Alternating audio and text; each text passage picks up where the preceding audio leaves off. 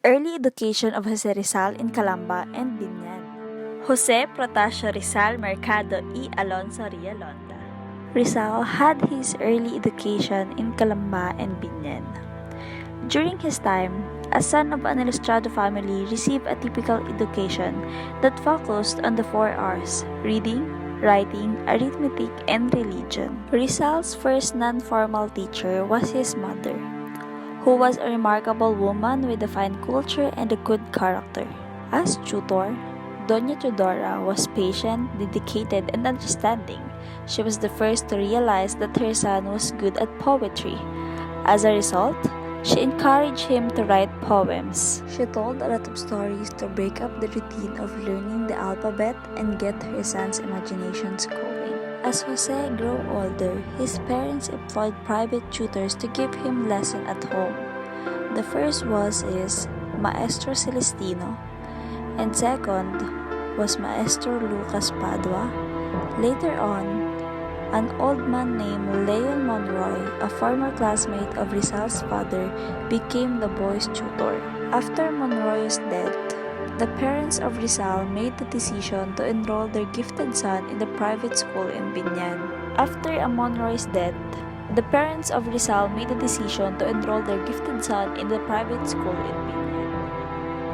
In June 1969, he was sent to Justiniano Aquino Cruz Binan School at the age of 8. He was accompanied by Pasiano, who was acted his second father. After driving for 1.5 hours, the two brothers reached their destination on the Carumata. It was almost night when they arrived, and the moon was about to rise. On the first day of class with Maestro Cruz, Jose was assigned to sit in the class. The teacher asked him, "Do you know Spanish?"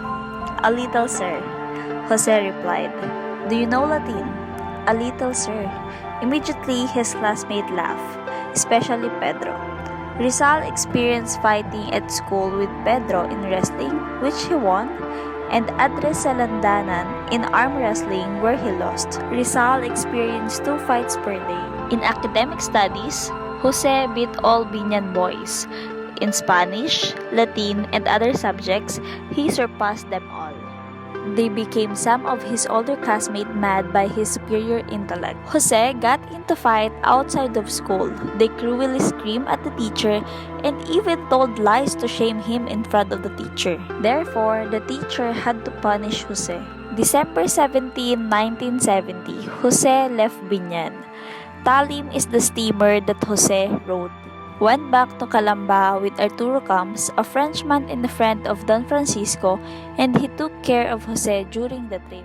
He occasionally returned to his hometown while attending school in Binan. He thought he had spent another day in heaven, and when he saw the calesa, which was the flower that was Binan, he wept in secret and quietly.